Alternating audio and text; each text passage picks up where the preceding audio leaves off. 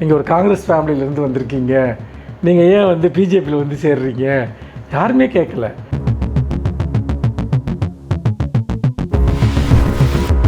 இவங்கெல்லாம் என்னைக்காவது திமுகவுக்காக கொடி பிடிச்சிருக்காங்களா, திமுகவை பேசியிருக்காங்களா, திமுகவுக்காக போராடி இருக்காங்களா?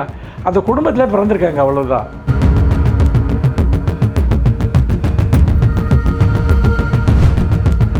இதில் என்னென்ன வாரிசு அரசியலை பற்றி இவங்க இதெல்லாம் ஒரே குடும்பத்தில் இருந்து தான் வரணுமா, இதை பண்ணணுமா, அதை பண்ணணுமான்னா இப்போ வைகோவை கூட சேர்த்து வச்சுக்கிட்டு இருக்காங்க.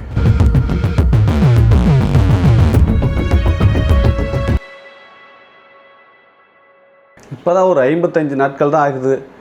இல்லை, 55 நாளில் வந்து பார்த்திங்கன்னா எதிர்கட்சி கூட்டணிகளை உடைக்க முடியுது. குதிரை பேரை பேசி வந்து பார்த்திங்கன்னா மற்ற கட்சியிலேருந்து சேர்ந்தவங்களை இழுக்க முடியுது. 55 நாளில் இதெல்லாம் இவ்வளோ ஆக்டிவாக பண்ணிகிட்ருக்காங்கல்ல, இதை பண்ண முடியாதா? கரண்ட் கட்டுன்னா அதுக்கு வந்து டைம் வேணும்னு கேட்குறீங்க, ஒரு சட்டம் கொண்டு வரணும்னா டைம் வேணும்னு கேட்குறீங்க. ஆனால் மற்ற பொலிட்டிக்கல் ஆக்டிவிட்டியெல்லாம் பண்ணுறதுக்கு 55 நாளில் உங்களுக்கு 55 மணி நேரமே போதுமானதாக இருக்குது. என்ன இதெல்லாம் வந்து பார்த்திங்கன்னா திமுக வந்து டிவிக்கு வந்து என்ன சொன்னிச்சு அப்படின்னா வாரிசு அரசியல் பண்ணுறாங்க அப்படின்னு சொன்னாங்க. ஆனால் இப்போ சமீப காலமாக பார்த்தீங்க அப்படின்னா திமுகவுடைய முக்கிய பிரமுகர்களுடைய வாரிசுலாம் போய்ட்டு டிவிகேவில் வந்து இணையிறாங்க. அப்போ டிவிகே வந்து திமுகவோட 2.0வா சார்? இல்லை, இது எல்லாமே வந்து இவர்களுடைய ஆசை, கற்பனைகள். ஏன்னு கேட்டிங்கன்னா, உதாரணமாக நீங்கள் தமிழ்நாட்டில் அளவில் அரசியல் எடுத்துக்கிட்டிங்கன்னா, ஒரு குடும்பத்தில் அண்ணன் ஒரு கட்சியில் இருப்பார், தம்பி ஒரு கட்சியில் இருப்பார், மனைவி ஒரு கட்சிக்கு ஓட்டு போடுவாங்க. ஒரே குடும்பத்தில் அதிமுககாரன் இருப்பாங்க, வந்துட்டு பார்த்திங்கன்னா திமுககாரங்களே இருப்பாங்க. இதெல்லாம் ஒன்றும் புதுசு கிடையாது. அரசியல் குடும்பத்திலேருந்து ஒருத்தர் வந்ததுனாலேயே அவங்க அப்பா என்ன கட்சியில் இருக்காரோ அந்த கட்சியில் அவங்க இருக்கணும்னு எந்த அவசியமும் இல்லை. இப்போ உதாரணமாக தமிழிசை சவுந்தரராஜன் வந்து பார்த்திங்கன்னா அவங்க அப்பா வந்து ஒரு பெரிய காங்கிரஸ்காரர். ஆனால் அவங்க வந்து பிஜேபியில் போய் ஒரு தலைவராகிறாங்க. குமரி ஆனந்தனுடைய பொண்ணு. அவங்க அன்னைக்கு யாராவது கேட்டாங்களா வந்துட்டு தமிழிசை சவுந்தரராஜனை பார்த்து, நீங்கள் ஒரு காங்கிரஸ் ஃபேமிலியிலேருந்து வந்திருக்கீங்க, நீங்கள் ஏன் வந்து பிஜேபியில் வந்து சேர்றீங்க? யாருமே கேட்கல. ஆனால் திமுகவிலேருந்து யாராவது ஒருத்தர், இப்போ திருச்சி சிவா அவர்களுடைய பையன் கூட வந்து பார்த்திங்கன்னா பிஜேபியில் போய் சேர்ந்தார். இடையில் ஒரு குடும்பத்துக்குள்ளே அண்ணன் தம்பிங்க பிள்ளைங்க எல்லாரும் ஒரே ஐடியாலஜியில் இருக்கிற மாதிரி எந்த குடும்பமும் எங்கேயுமே கிடையாது வந்து, சரிங்களா? இது பிஜேபிக்குள்ளேயே அப்படி தான் இருக்குது.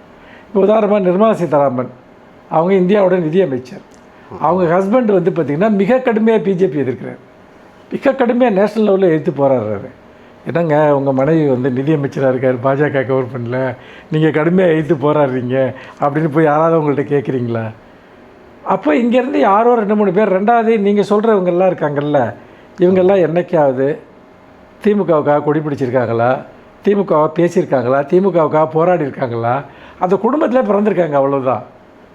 ஜெயதர்ஷன் பையன் இது வரைக்கும் எங்கேயாவது திமுக நிர்வாகிகாவோ இல்லை மற்ற ஏதாவது எங்கேயாவது இருக்கார் அவர் வந்துட்டு, இல்லை வந்து அழகிரி அவர்களுடைய வந்து பொண்ணு வந்து எங்கேயாவது திமுக நிர்வாகியாவோ திமுக செயல்பாட்டாளராக இருந்திருக்காங்களா? ஒரு குடும்பத்தில் இருந்தால் ஒன்றே அங்கேருந்து இங்கே போனாங்கன்னா அவங்களுக்கு ஏதாவது வாய்ப்புகள் தேடி அவங்க போயிருக்கலாம். அது அவங்களுடைய சாய்ஸ் வந்துட்டு.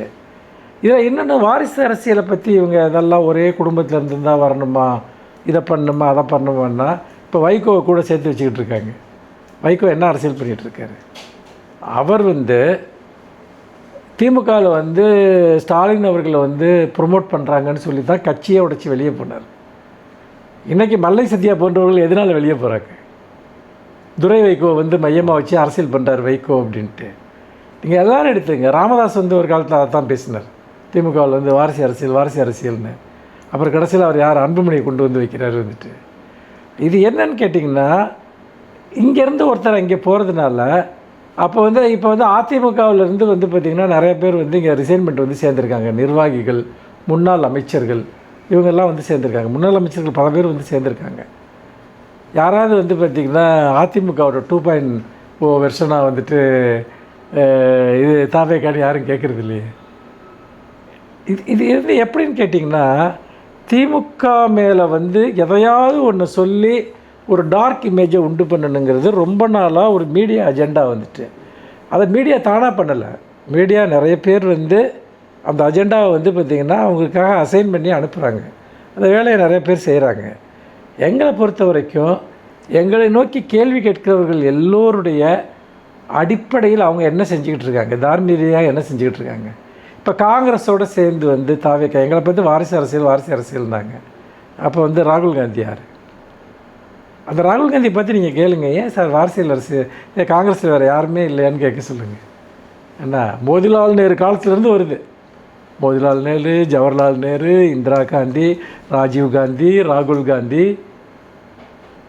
ஒரு பெரிய காங்கிரஸ் பேர் இயக்கம்னு சொல்கிறாங்க. இன்றைக்கி அவங்களோட சேர்ந்து கொஞ்சி கூடி குழாவுறீங்க. எங்களை பார்த்தா மட்டும் நீங்கள் வாரிசு அரசியலான்னு கேட்க முடியுது. வைகோட்டை அதை கேட்க முடியாது. அதே மாதிரி மூப்பனாரோட பையன்ட்ட வாசன்ட்டு அதை கேட்க முடியாது. பிஜேபியில் இருக்க வாரிசு அரசியலை பற்றி கேட்க முடியாது. யாருக்கிட்டையுமே நீங்கள் கேட்க முடியாது. காங்கிரஸில் கேட்க முடியாது. இது எல்லாமே ஒரு பசப்பு வார்த்தை. எங்களை பொறுத்த வரைக்கும் பார்த்திங்கன்னா ஒருத்தர் வாரிசாக இல்லையாங்கிறது முக்கியம் இல்லை. அவர் வாரிசாக அந்த கட்சிக்கு இயக்கத்துக்கு என்ன பங்களிப்பு செஞ்சாருங்கிறது தான் முக்கியம். இன்றைக்கி திமுகவில் ஸ்டாலின் அவர்களுக்கு நிகரான ஒரு தலைவரை நீங்கள் சொல்லுங்கள் பார்க்கலாம். இந்த கட்சிக்கு அவர் பண்ண கான்ட்ரிபியூஷன், ஒரு ஆட்சியாளராக அவர் பண்ணது, எவ்வளோ தலைவர்கள் இருப்பாங்க. அவர் தான் டால் லீடர். இன்றைக்கி ஒரு 8 வருஷமாக பார்த்திங்கன்னா உதயநிதி பார்த்திங்கன்னா திமுகவில் தேர்தல்களில் மிகப்பெரிய பங்களிப்பு செஞ்சுருக்கார். கட்சி கட்டமைப்பு இன்றைக்கி எனர்ஜைஸ் பண்ணியிருக்காரு. இளைஞர் அணியை பெரிய அளவுக்கு 5 லட்சம் உறுப்பினர்கள் புதுசாக சேர்த்துருக்காரு. அவரோட ஒரு பெரிய லீடர் யாரும் கிடையாது அடுத்த கட்டத்தில். ரெண்டாவது, இதெல்லாம் ஒரு கட்சியோட சாய்ஸு. நீங்கள் பார்த்திங்கன்னா என் வீட்டில் நான் யாருக்கு பொறுப்பு கொடுக்குறேங்கிறது என் சாய்ஸ். அரசாங்கம்னு வர்றப்போ இப்போ உனக்கு உதாரணமாக பார்த்திங்கன்னா ஒரு அமைச்சரவை அமைக்கிறோம். அதில் பார்த்திங்கன்னா ஒருத்தர் எம்எல்ஏ ஆகாமல் மக்களுக்கு ஓட்டு போடாமல் அவருக்கு மினிஸ்டர் ஆக்க முடியுமா? அவரை நிர்வாகம் கொடுக்க முடியாது. ஆனால் கட்சியில் யாருக்கு வேணாலும் ஒரு கட்சி எந்த பொறுப்பை வேணாலும் கொடுக்கும். அதை கட்சிக்குள்ளே இருக்கக்கூடிய யாராவது எதிர்க்கலாம், அதுக்கு அவங்களுக்கு உரிமை இருக்குது. கட்சியில் இருக்க எல்லோரும் ஒன்று ஏற்றுக்கிறப்ப இவங்களுக்கெல்லாம் என்ன பிரச்சனை? ஏன்னா இவங்க வாரிசு அரசியல் பற்றி பேசுகிறது எல்லாமே பசப்பு வார்த்தைகள், பச்சை புழுகு. எல்லா கட்சிகளுக்குள்ளேயும் வாரிசு அரசியல் இருக்குது. இவங்க கூட்டணி வச்சுருக்க எல்லா கட்சிகளுமே வாரிசு அரசியல் வழியாக தான் உருவாகி வந்தவங்க. அதனால் இதெல்லாம் வெறும் பேச்சுக்கள் அப்படின்னு தான் நான் நினைக்கிறேன். இப்போ காங்கிரஸ் டிவிக்கே கூட இருக்கிறத கொஞ்சம் கொலாவுறாங்கன்னு சொல்கிறீங்க. ஆனால் இதுக்கு முன்னாடி ஈழ பிரச்சனையாக இருக்கட்டும், காவேரி பிரச்சனை அப்பையும் கர்நாடகாவில் போயிட்டு என்ன பண்ணோம் அப்படின்னா டிகே சிவகுமார் அவர்களுக்கு ஓட்டு கேட்டோம். இப்போ அப்போது திமுக காங்கிரஸ் கூட கொஞ்சம் கொலாவில்லைங்களா? அதாவது அன்னைக்கும் சரி காவிரி பிரச்சனையில் திமுக காங்கிரஸ் கூட்டணியில் இருந்தப்போ எப்போது காவிரி பிரச்சனையில் தமிழ்நாட்டு உரிமைகளை திமுக விட்டு கொடுத்ததா? நாங்கள் தான் நீதிமன்றத்தில் போய் போராடுறோம், அரசியல் ரீதியாக போராடுறோம். அரசியல் கூட்டணி என்று வருகிற போது தேர்தல் காலங்களில் கூட்டணி கட்சி தலைவர்கள் அவர்களுக்காக நாங்கள் பிரச்சாரம் பண்ணுறதும் எங்களுக்காக அவர்கள் பிரச்சாரம் பண்ணுறதும் இயல்பான ஒரு விஷயம். அது எல்லா இடத்துலையும் நடக்கும். ஆனால் அரசாங்கம்னு வர்றப்போ அது வேறு.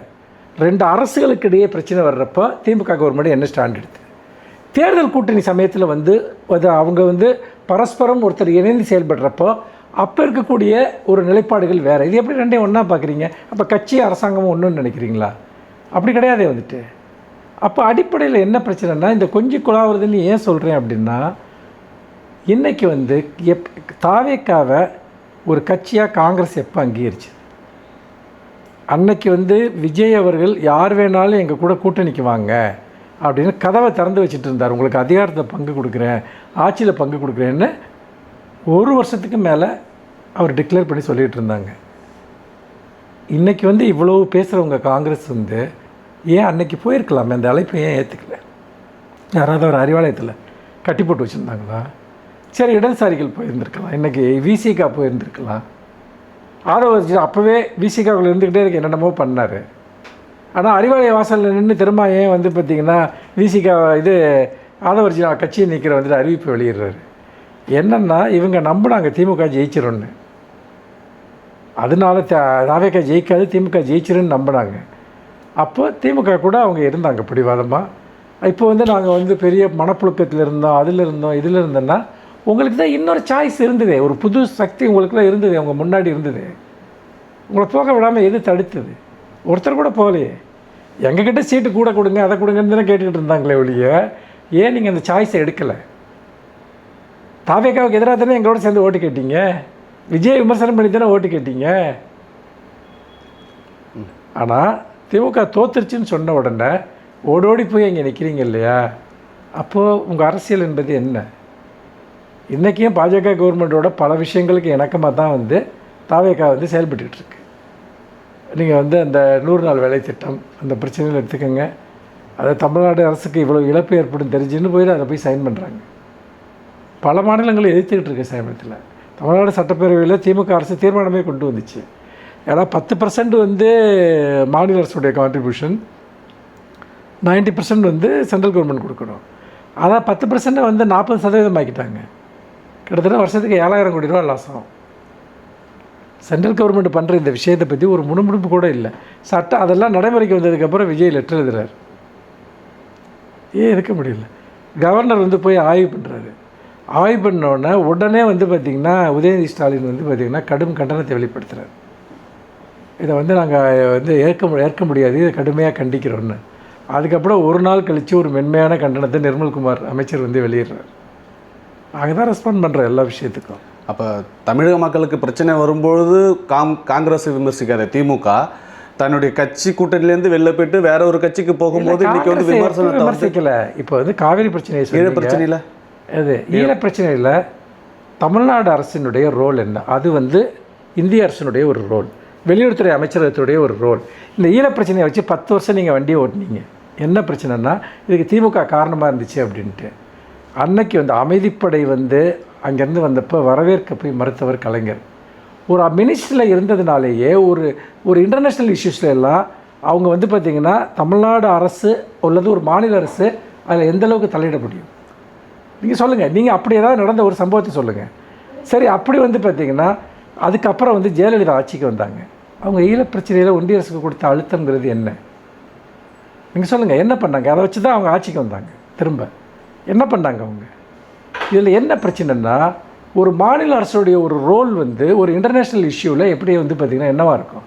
இதை நான் சொல்லலை, ஈழத்தை சேர்ந்த பல சிந்தனையாளர்கள் அறிஞர்கள் தொடர்ந்து சொல்கிறாங்க. இதில் கலைஞரோ தமிழ்நாடுங்கிற ஒரு ஸ்டேட்டோட இது ஒரு விஷயமோ எதுக்குமே எந்த ரோலும் கிடையாது. சோபாசக்தி போன்ற எழுத்தாளர்கள்லாம் அது தொடர்ந்து எழுதுகிறாங்க வந்துட்டு. ஆனால் கற்பனையாக ஒரு விஷயத்தை உருவாக்கி ஏதோ திமுக தான் இதுக்கு காரணங்கிற மாதிரி சொல்கிறதுங்கிறது ஒரு பச்சையான அரசியல் மோசடி வந்துட்டு. சரி, அன்றைக்கி திமுக ஆட்சியிலேருந்து வெளியே வந்துடுச்சு. அன்றைக்கி வந்து ஆட்சியில் இல்லை வந்து அதுக்கப்புறம் ஈழப் பிரச்சனையினுடைய சர்வதேச நீதிமன்ற விவகாரங்கள் இருந்தது. ஈழத்தமிழர்களுக்கான மறுவாழ்வு விஷயங்கள் எதுலையாவது இந்திய அரசு பாஜக அரசு ஒரு துரும்பையாவது கிள்ளி போட்டிருக்கா? அன்னைக்கு பாஜகவோட கூட்டணியில் இருந்த யார் என்ன அழுத்தத்தை அதுக்கு கொடுத்தாங்க? ஏன்னா இது போன்ற இன்டர்நேஷ்னல் இஷ்யூஸில் ஒரு ஸ்டேட் கவர்மெண்ட்டு ஒரு உள்நாட்டில் இருக்கக்கூடிய ஒரு மாநில அரசுக்கு எந்த அதிகாரமும் கிடையாது வந்து. ஆனால் ஈழப்பிரச்சனை அப்படின்னு திரும்ப நீங்கள் சொல்கிறதன் வழியாக என்ன நினைக்கிறீங்கன்னா மக்களே ஏற்றுக்காத ஒரு கருத்தை திரும்ப திணிக்க முயற்சி பண்ணுறீங்க. இதெல்லாம் நீங்கள் 2011 திமுக தோற்றுது. அதுக்கப்புறம் இன்றைக்கி கடந்த 4-5 தேர்தல்களில் தொடர்ந்து தமிழ்நாட்டில் வெற்றி பெறுது. இன்றைக்கி ஈழத்தமிழர்களுக்கான அகதிகள் மறுவாழ்வு அது சம்பந்தமாக நிறைய முன்னெடுப்புகளை திமுக தான் செஞ்சது. தமிழ்நாடு அரசிற்கு அல்லது திமுகவுக்கு அதிகாரம் இல்லாத ஒரு விஷயத்தை நீங்கள் திரும்ப இன்சிஸ்ட் பண்ணுறதுங்கிறது ஒன்று தங்களை தாங்களே ஏமாற்றிக்கிறீங்க, இல்லைனா மற்றவங்களே ஏமாத்துறீங்க. ஆப்ஜெக்டிவாக யோசிங்க. இது சம்மந்தமாக என்னென்ன கருத்துக்கள் முன்வைக்கப்பட்டிருக்கு, சர்வதேச அளவிலான பொலிட்டிக்கல் அனாலிசிஸ்ட்டுகள் என்ன பண்ணாங்க, இதில் இன்டர்நேஷ்னல் ஏஜென்சிஸ் என்ன ரோலை ப்ளே பண்ணிச்சு, அமெரிக்கா போன்ற நாடுகள் சீனா போன்ற நாடுகள் இதில் அந்த ஈழப்பிரச்சனையில் என்ன ரோலை ப்ளே பண்ணாங்க, பிரபாகரன் அவர்கள் வந்து பார்த்திங்கன்னா பொலிட்டிக்கலாக என்ன தவறான டிசிஷன்ஸ் அப்போ எடுத்தார், எல்லாத்தையும் பேசணும். நம்ம எல்லாமே விவாதம் நடந்துக்கிட்டு இருக்குது. திமுகங்கிற ஒற்றை புள்ளியில் இத்தனை வருஷம் கழித்து நீங்கள் இதை சுருக்கிறதன் வழியாக நீங்கள் அடைய போகிறது எதுவுமே கிடையாது வந்து. ஏன்னு கேட்டிங்கன்னா இது நீங்கள் புரிந்து கொள்கிற விதமான பிரச்சனை அல்ல. இதை பற்றி மிகப்பெரிய விவாதங்கள்லாம் நடந்திருக்கு. நேற்று சீமான் சொன்ன மாதிரி அதே குரலில் எல்லாருமே இன்றைக்கி சில பேர் பேசுனீங்கன்னா உங்களுக்கு இந்த அரசியலே புரியலைன்னு அர்த்தம். பட்டியலில் அமைச்சர்கள் யாருமே திமுகவில் இது வரைக்கும் பதவி வைக்கலையா? இல்லை, இப்போ இருங்க நான் கேட்குறதுக்கு பதில் சொல்லுங்கள்.